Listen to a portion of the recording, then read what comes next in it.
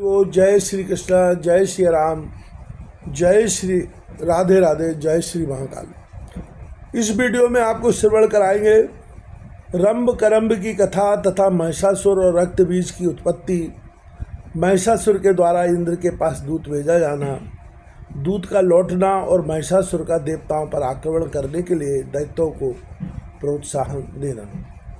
राजा जन्मेजय ने कहा, प्रभु आपने महामाया भगवती योगेश्वरी के प्रभाव का वर्णन किया, अब आप उनका चरित्र कहने की कृपा कीजिए, क्योंकि उसे सुनने के लिए मेरा मन अत्यंत उत्कंठित है। व्यास जी कहते हैं, राजन सुनो, भगवती के चरित्र विस्तार के साथ कहता हूँ। महामते, श्रद्धालु एवं शांत पुरुष को जो भगवती की कथा नहीं सुनता उसे प्रचंड मूर्ख समझना चाहिए। पूर्व समय की बात है, धरातल पर महिषासुर नामक एक राजा था। उसके शासनकाल में देवताओं और दानवों में बड़ी भीषण लड़ाई ठन गई थी। राजेंद्र महिषासुर ने अत्यंत कठिन तप किया था। सुमेरु पर्वत पर जाकर उसने तपस्या की थी। देवता उसकी तपस्या देखकर अत्यंत आश्चर्य में पड़ गए थे। 10,000 वर्षों तक वह अपने इष्ट देव का हृदय में ध्यान करता रहा। महाराज, तदनंतर उसके आराध्य देव लोक पितामह ब्रह्मा जी प्रसन्न हो गए। वे हंस पर विराजमान होकर वहां आए और बोले, धर्मात्मन, वर मांगो, मैं तुम्हारा मनोरथ पूर्ण करने के लिए उद्यत हूँ। महिषासुर बोला, देवादिदेव महाभाग ब्रह्मा जी, मैं अमृत चाहता हूँ। पितामह, जिस प्रकार मृत्यु का भय सामने ना आए वैसा ही वर देने की कृपा कीजिए। ब्रह्मा जी ने कहा, जन्मे हुए प्राणी का मरना और मरे हुए का जन्म लेना बिल्कुल निश्चित है। यह नियम सदा लागू रहता है। संपूर्ण प्राणियों की जन्म लेने और मरने की क्रिया अनिवार्य रूप से चलती रहती है। दैत्यवर समयानुसार संपूर्ण प्राणियों की मृत्यु हो जाती है। बड़े बड़े पर्वतों और समुद्रों का भी एक दिन अंत हो जाता है। अतएव राजन, एक मृत्यु के विषय को छोड़कर दूसरा जो कुछ भी तुम्हारे मन में जचे वर मांग लो। महिषासुर बोला, पितामह, देवता, दैत्य और मानव, इसमें किसी भी प्रकार से मेरी मृत्यु न हो। कोई स्त्री मुझे मारे, अतएव ब्रह्मा जी स्त्री के हाथ मेरा मरण निश्चित करने की कृपा कीजिए। पर जो स्वयं अबला हो वह मुझे मारने में समर्थी कैसे हो सकती है। ब्रह्मा जी ने कहा, दैत्येंद्र, ठीक है, जब कभी भी स्त्री के हाथी तुम्हारा मरण निश्चित है, महाभाग महिषासुर, पुरुषों के हाथ तुम कदापि ना मर सकोगे।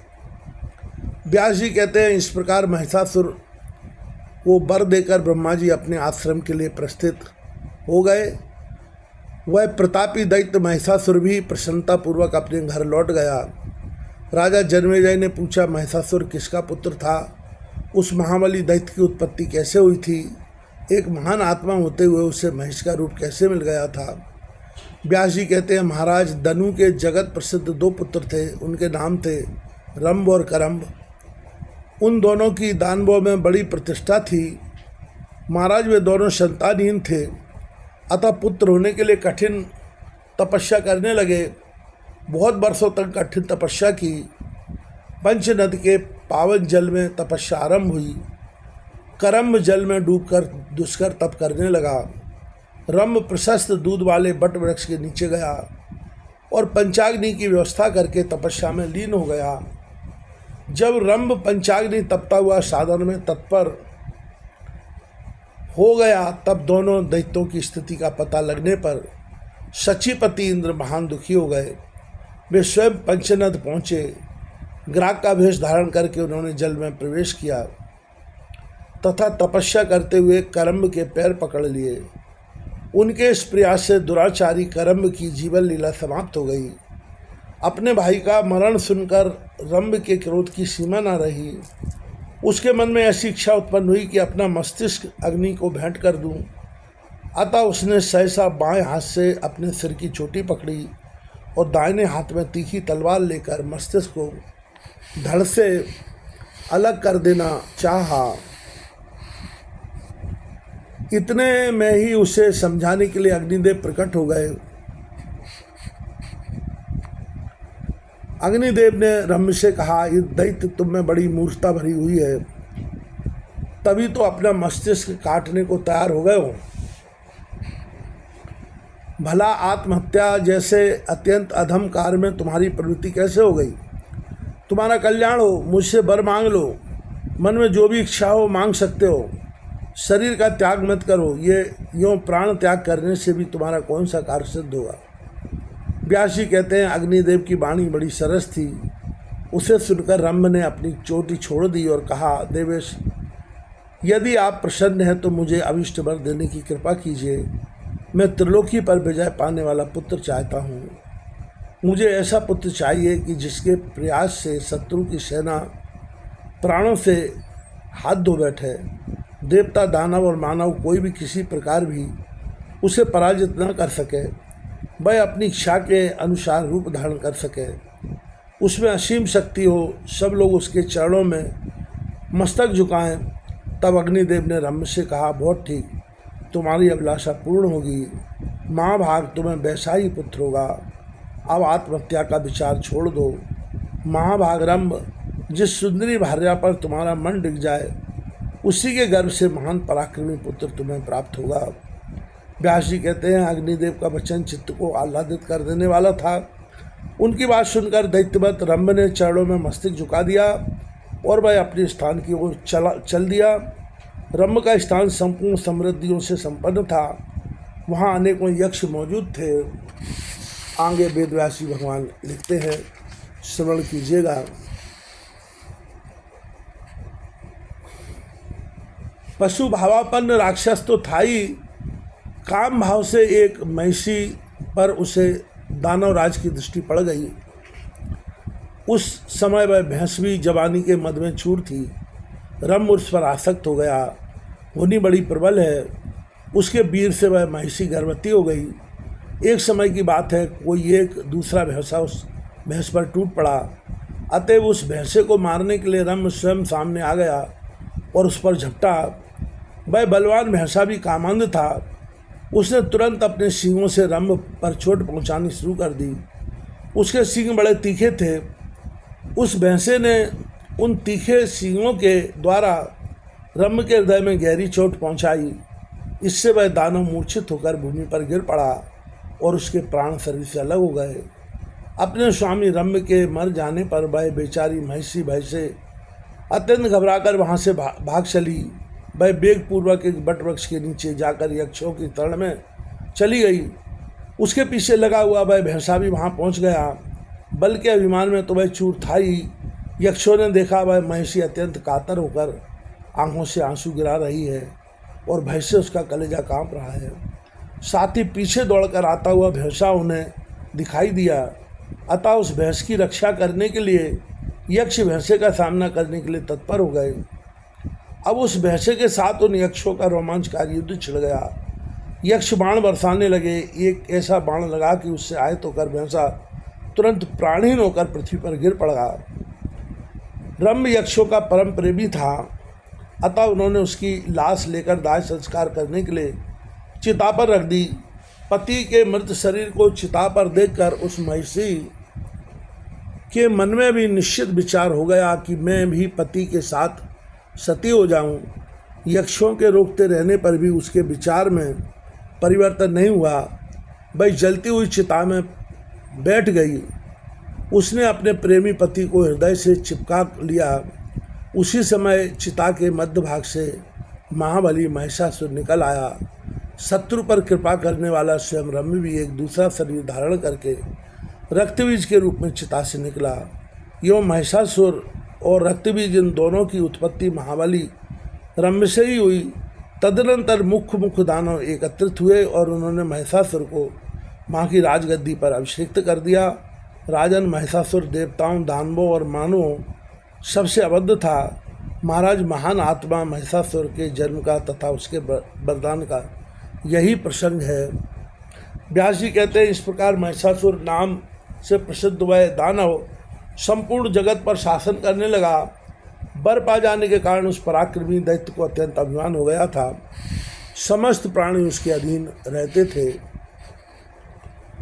उसने समुद्र पर्यंत सारी पृथ्वी को अपने बाहुबल से जीतकर स्वयं उसकी रक्षा का भार संभाल लिया था। उसका एक शत राज्य हो गया। उस समय उसका कोई भी शत्रु न रहा।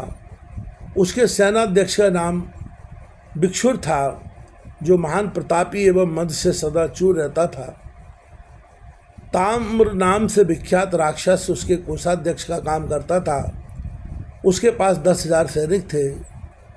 अशिलोमा, उदर्क, बिडाल, बाष्कल, त्रिनेत्र और कालबंधक नाम से प्रसिद्ध संपत्तिशाली अन्य बहुत से नरेश थे। उसके पास प्रचुर सेना थी। समुद्र पर्यंत पृथ्वी पर प्राचीन काल से ही उनका राज्य था। उन सब ने महिषासुर को कर देना स्वीकार कर लिया। जो बलाभिमानी नरेश कर देने में के पक्ष में नहीं थे, वे वीर धर्म के अनुसार युद्ध में काम आ गए। महाराज विप्रों ने भी महिषासुर की अधीनता स्वीकार कर ली। यज्ञ में वे उस दानव को भी भाग देने लगे। अखिल भूमंडल में महिषासुर एक अक्षत राज्य का उपभोग करने लगा। वरदान के अभिमान में चूर होकर उसने स्वर्ग पर विजय पाने का निश्चय किया। फिर तो उस दानव राज ने एक दूत को इंद्र के पास जाने की आज्ञा दे दी। उसने शीघ्र संदेश भाग दूत को पहले अपने पास बुलाया और उससे कहा, वीर, तुम्हारा व्यवहार बहुत शुद्ध है। महाभावो, आज तुम्हें यह दूत का काम करना होगा। तुम निर्भीक होकर स्वर्ग में इंद्र के पास जाओ और उससे मेरा यह संदेश कह दो। कहना, देवराज इंद्र स्वर्ग छोड़कर जहाँ भी चाहे अभी चले जाओ, अथवा यदि रहना है तो महामना महिषासुर के सेवक बनकर रह सकते हो। सचिपति, यदि तुम महाराज महिषासुर के शरणागत हो गए तो वे अवश्य तुम्हारी रक्षा करेंगे। इसलिए अच्छा है कि तुम उनकी शरण में चले जाओ। यदि तुम्हें यह बात अस्वीकार हो तो शीघ्र युद्ध करने के लिए हाथ में वज्र उठा लो। बलसूदन, तुम पहले ही परास्त हो चुके हो। तुम्हारा पुरुषार्थ मुझे विदित है। तुम्हारी शक्ति मुझसे छिपी नहीं है। युद्ध करो अथवा जहाँ तुम्हारा मन माने वहाँ तत्काल चले जाओ।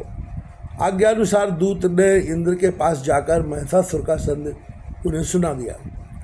व्यास जी कहते हैं, महाराज, उस अवसर पर दूत की बात सुनकर इंद्र की क्रोधाग्नि भड़क उठी। फिर संभल कर मुस्कुराते हुए उन्होंने अपना वक्तव्य दूत के प्रति व्यक्त करना आरंभ किया। उन्होंने दूत से कहा, अरे प्रचंड मूर्ख, क्या मैं तुझे नहीं जानता जो तू अभिमान में चूर होकर यूँ अनाप शनाप बक रहा है। तेरे स्वामी को यह अभिमान का रोग हो गया है, अतः मैं उसकी चिकित्सा अवश्य करूँगा। फिर ऐसी व्यवस्था की जाएगी कि उसकी जड़ ही कट जाए। दूत, तू जा और जो कुछ कहूँ जाकर अपने स्वामी से कह दे। सदाचारी पुरुष दूतों पर कभी हाथ नहीं उठाते, अतः मैं उसे छोड़ देता हूँ। उससे कहना, अरे भैंस के बच्चे, यदि तुझे युद्ध करने की इच्छा हो तो अभी सामने आ जा। अरे घोड़ों के दुश्मन, तेरा बल मुझे ज्ञात है। तेरी जड़ आकृति है, घास खाकर तू रहता है। तेरे सींगों का मैं सुदृढ़ धनुष बनाऊंगा। तेरे सींगों में कुछ बल अवश्य है, मैं जानता हूँ। इसी कारण से तुझे अभिमान हो गया है। मैं तेरे उन दोनों सींगों को तोड़कर तेरा बल नष्ट कर दूंगा। नीच महेश, मेरे द्वारा तेरे में सींग काट लिए जाएंगे और तेरा वह सारा बल छीन लिया जाएगा।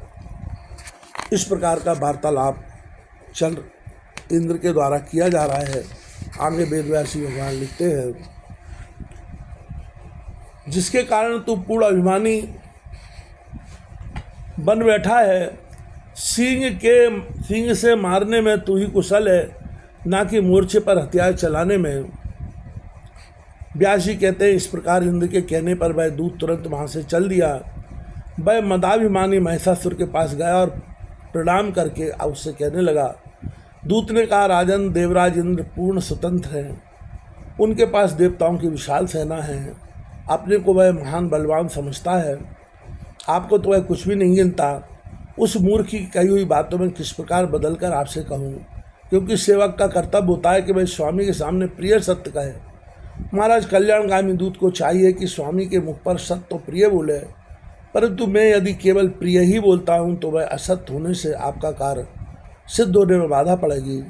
और कल्याणगामी दूत को भी कभी कठोर वचन नहीं कहना चाहिए, अतः मैं वैसी बात कह नहीं सकता।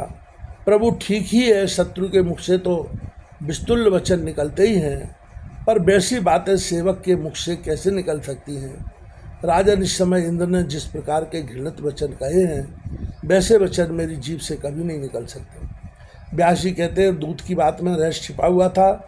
उसे सुनकर महिषासुर का सर्वांग अत्यंत क्रोध से तमतमा उठा।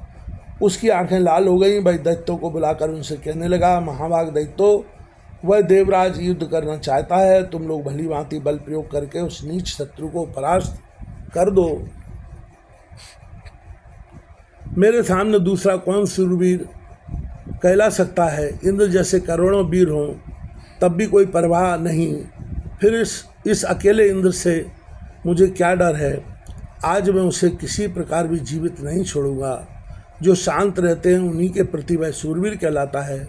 क्षीणकाय तपस्वी लोग ही उसे अधिक बलवान मानते हैं। अप्सराएं उसकी सहायिका है। उन्हीं का वह बल पाकर नीच सदा तपस्या में विघ्न उपस्थित करता रहता है। अवसर पाकर प्रहार कर देना उसका स्वभाव बन गया है। वह बड़ा ही विश्वासघाती है। यह वही छली इंद्र है जिसने नमुची को मार डाला था। पहले तो नमुची के साथ विवाद छिड़ जाने पर भयभीत होकर संधि करने को राजी हो गया। उसने तरह तरह की प्रतिज्ञाएं कर ली। बाद में कपट करके उसे मार डाला। जालसाज विष्णु तो कपट शास्त्र का पारंगत विद्वान है ही। जब इच्छा होती है नाना प्रकार के रूप धारण कर लेता है। बल भी है और दम्भ करने की सारी कलाएं भी उसे ज्ञात हैं। दानवो जिसने सुअर का रूप धारण करके हिरणाक्ष को तथा नरसिंह का रूप धारण करके हिरण्यकश्यप को मार डाला, उस विष्णु की भी मैं अधीनता नहीं स्वीकार कर सकता। मुझे तो कोई विश्वास ही नहीं होता कि देवताओं में भी कहीं कोई है जो मेरे सामने ठहर सके। विष्णु अथवा महान बलशाली इंद्र मेरा क्या कर सकेंगे? मैं सम्रांगण में खड़ा हो जाऊंगा, तब शंकर भी मेरा सामना करने में समर्थ नहीं हो सकेंगे। इंद्र को हराकर स्वर्ग छीन लूँगा। वरुण, यमराज, कुबेर, अग्नि, चंद्रमा और सूर्य सभी मुझसे परास्त हो जाएंगे। अब हम सब दानव ही यज्ञ में भाग पाएंगे। हमें सोमरस पीने का अधिकार प्राप्त हो जाएगा। देवताओं के समाज को कुचलकर मैं दानवों के साथ सुखपूर्वक विचरूंगा। दानवों मुझे वर मिल चुका है, अतएव देवताओं से मैं बिल्कुल नहीं डरता।